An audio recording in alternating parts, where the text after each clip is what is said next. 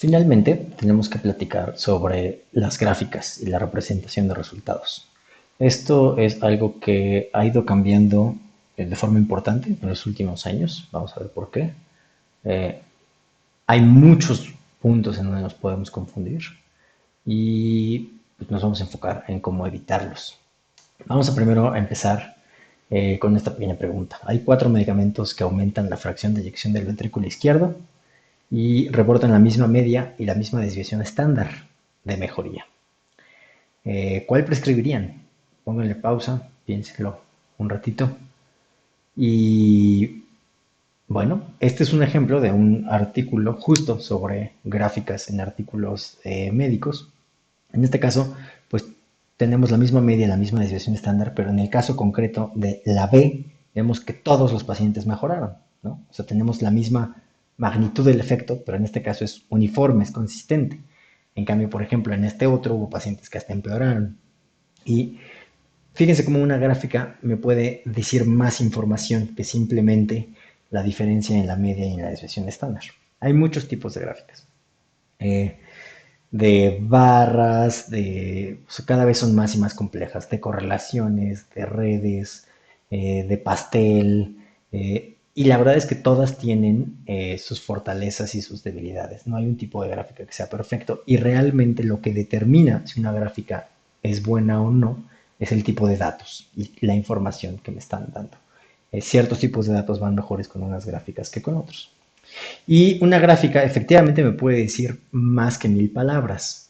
Por ejemplo, ha habido insights biológicos que pues solo son evidentes cuando los graficamos, ¿no? Por ejemplo, este es un artículo que me gusta mucho sobre el ciclo circadiano de la expresión de genes en el hígado.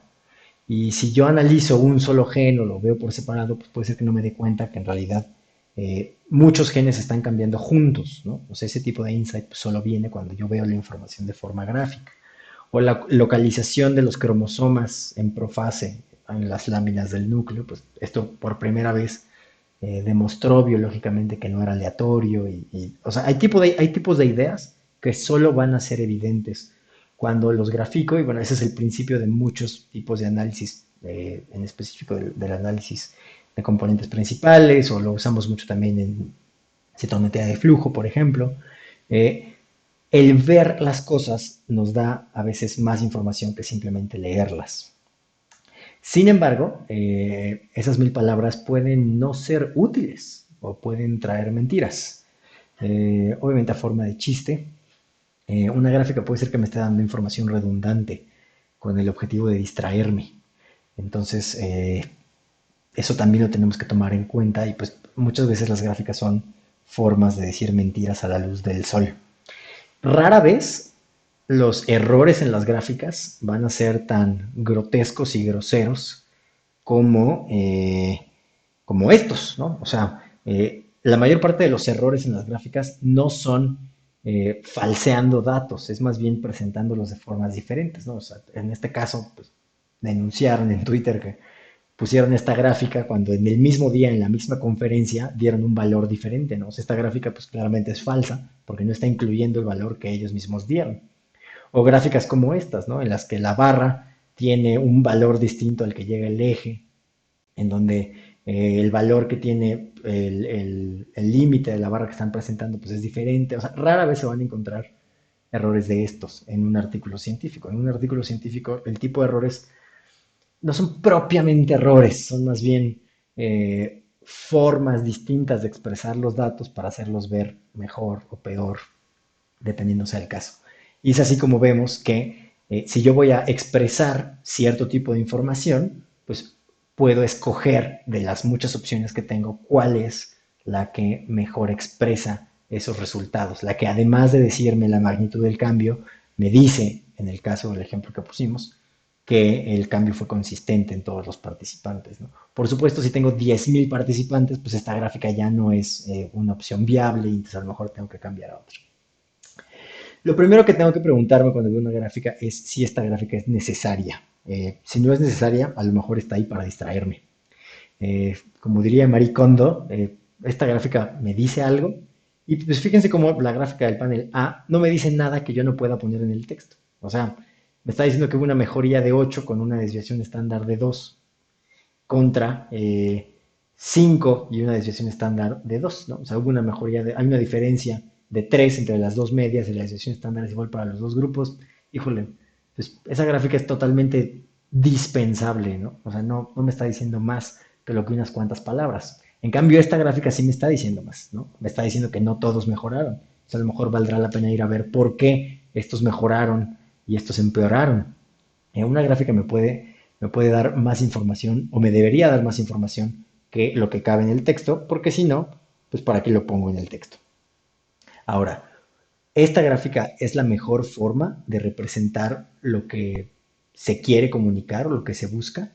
Por ejemplo, tenemos estas dos gráficas tomadas el mismo día, del mismo lugar, en donde, pues ahora bueno, estas son tomadas del Worldometer, que reporta a diario los cambios en casos de cada país. Son del mismo lugar y tienen los mismos datos, pero fíjense cómo el cambiar la escala, pues cambia totalmente la forma de la gráfica, ¿no? O sea, esta gente que se ha obsesionado con aplanar la curva, pero enseña la curva de casos acumulados, pues está fijándose en todo lo contrario. O sea, nunca van a ver esta curva plana, ¿no? Porque esta es una curva de casos acumulados en una escala lineal. En cambio, pues lo que querrían ver es una curva plana, pero en la de casos logarítmicos, es decir, con una escala logarítmica. Yo puedo tener los mismos datos y las distintas gráficas me van a dar información más relevante que otra. Si yo quiero ver más bien, por ejemplo, comparar cómo van cómo va comportándose en este caso los casos nuevos en una comunidad, pues entonces me puedo fijar más bien, a lo mejor lo que yo quiero ver es los casos nuevos por día, no los casos nuevos acumulados en lo que va de la pandemia. Y fíjense cómo, de hecho, bueno, de forma curiosa, esta gráfica nos dice que en el INDRE trabajan, descansan los fines de semana, ¿no? O sea, justo eso lo han mencionado en las conferencias también, pero fíjense cómo cada 5 días tenemos un valle, ¿no? Porque pues, y entonces ya me está diciendo que, a ver, a lo mejor hay otros factores que están dando estos resultados o me puede dar insights sobre otras cosas que están relacionadas. Lo siguiente que me tengo que fijar es si los ejes son correctos y si la escala que están utilizando son correctas. Es correcta. Por ejemplo, este es un tweet que despertó mucha controversia porque Christian Drosten, el encargado de la comunicación y el manejo de la pandemia en Alemania, tuiteó cómo la carga viral por PCR no tenía diferencias en los distintos grupos de edad. Y mucha gente se confundió. Mucha gente, o sea, efectivamente, en el grupo de edad de más de 45 años hay más puntos, pero lo que se tienen que fijar es que lo que está diciendo Christian Drosten es que la carga viral fue o tuvo una distribución similar. Aquí hay más puntos, pero en realidad está abarcando los mismos valores. Entonces tienen que fijarse muchas veces a la hora de ver una gráfica si el dato importante está si están analizando el dato importante en el eje correcto. Por convención casi siempre va a ser el eje de las yes, pero, o el cambio lo esperamos ver en el eje de las yes. Esto no siempre va a ser así, por supuesto, depende de la gráfica. Pero pues esta es una gráfica perfectamente válida y correcta que causó mucha confusión porque la gente se concentra más en la cantidad de los puntos que en la distribución de los datos. Entonces, eh, tienen que fijarse cuando están interpretando una gráfica que se están fijando en lo correcto y que se están fijando en el eje correcto y que este eje tiene la escala correcta. En este caso, fíjense, vale la pena siempre mencionar que la escala es logarítmica. Muchas veces, una de las herramientas para hacer análisis en investigación es normalizar los datos a través de transformarlos a una escala logarítmica. Entonces, cambios chiquitos en este eje en realidad quieren decir cambios muy grandotes y eso es algo que tienen que tomar en cuenta. Muchas gráficas en investigación biomédica están en escala logarítmica. Ahora bien, hay malas prácticas en el uso de los ejes y no sé por qué al New England le encanta seguirlas, lo lleva haciendo años. Fíjense cómo esta es una gráfica de incidencia acumulada y pues el eje va del 0 al 8, ¿no? Cuando idealmente querríamos ver, y está así precisamente para aumentar o para magnificar la diferencia que hay entre los dos grupos. Esto no es que necesariamente esté mal, pero nos distrae de la verdadera magnitud del cambio, ¿no? Si yo uso una escala que va del 0 al 100, o si es de probabilidades del 0 al 1, pues entonces queda mucho mejor proporcionada la diferencia. De otro modo, podría yo estar sobreestimando o transmitiendo un mensaje exagerado sobre las diferencias entre estos grupos. Entonces, fíjense mucho que la escala tenga, que el eje tenga la escala correcta. ¿Eh? Si se fijan en estos ejemplos, por ejemplo, aquí pareciera que en la gráfica verde de la izquierda pareciera que hay una diferencia muy grande en estos tres grupos. Sin embargo, fíjense cómo la escala del eje de las Y empieza en 50. Si yo le empiezo en 0, esta diferencia ya se ve mucho más chiquita. Lo mismo ocurre con esta gráfica de puntos. Aquí empieza en una, a pesar de que son los mismos datos, la gráfica va del 0 al 40, y entonces la diferencia se ve chiquita, pero si la gráfica llega hasta el 15, la diferencia se ve grandota, ¿no? Hubo, por ejemplo, hay un chiqui escándalo en Twitter hace poco porque el gobierno utilizó eso para los índices de corrupción y le cambió los ejes a las escalas. Fíjense que las escalas tienen que empezar en 0.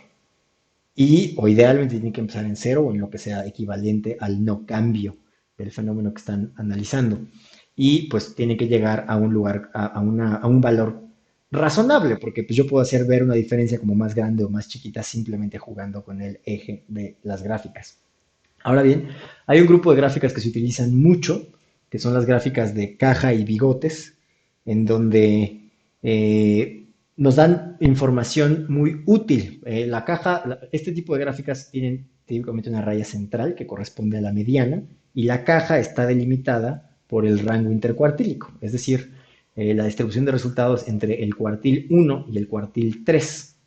Además, tienen los bigotes están dados por los valores extremos a ambos lados de la mediana, los outliers. Eh, Sin embargo, o sea, y bueno, quiero que vean cómo esto nos da mucha más información sobre la distribución de los resultados, ¿no? O sea, esto me da más información que poner simplemente ahí una barra con una desviación estándar. Sin embargo, pues la representación de resultados ha avanzado mucho y ahora tenemos gráficas que me dicen muchísimo más que esto, ¿no? Eh, ya hay gráficas de violín, como se les conoce usualmente, que además de la distribución a lo largo de los cuartiles, me dan la frecuencia o me dicen mucho mejor cómo están distribuidos los resultados a lo largo de los cuartiles. Una gráfica de, o sea, por ejemplo, eh, todas estas gráficas me están dando lo mismo, pero fíjense cómo me van dando información adicional, ¿no? Ahora este, ahora puedo obtener distintas transparencias para los puntos y sobre ello sobreponer la gráfica de caja y bigotes y además poner una marca que me indique otros valores en donde o sea, otros parámetros útiles para la comparación. Es decir, las gráficas ahora son mucho más avanzadas y hay que hacer buen uso de ellas, ¿no? Insisto, cada uno de los elementos tiene que tener un porqué, si no probablemente es un distractor y ya hay mejores formas de representar la distribución de los resultados. Las gráficas de caja y bigote pues, son útiles, pero también ya se están quedando atrás. Fíjense cómo, o sea, para que quede bien clara esta diferencia, lo que les estoy presentando en esta animación es cómo, si estos son mis datos, fíjense cómo la dispersión de mis datos cambia, pero en realidad mi gráfica de cajas nunca cambia. O sea, yo puedo tener eh, esta distribución o esta distribución y la gráfica de caja y bigote se ve igual. En cambio, una gráfica de violín sí me va a marcar esas diferencias, ¿no? O sea, aquí me dice correctamente que es continua y aquí me dice que está segmentada. Entonces, en ese sentido, pues aunque sí nos dan más información, fíjense cómo este tipo de representación de resultados puede ser ciego a cambios en la distribución que pudieran ser relevantes. ¿Cómo se hacen esas gráficas? Pues bueno, se hacen en nuevos paquetes, en R y en Python sobre todo. Eh, no me voy a meter en cómo se usan esos programas, pero se los recomiendo mucho. Hay muchos lugares donde pueden aprender. En esta plataforma en concreto es gratis. Y bueno, poco a poco van ganando popularidad afortunadamente porque sí son gráficas mucho más útiles. Ahora, cuando vimos este tema en el Instituto Nacional de Nutrición, Pfizer acababa de publicar su reporte interino de la vacuna. Entonces, como traía gráficas que además le dieron la vuelta al mundo, valía la pena revisarlas. Y de hecho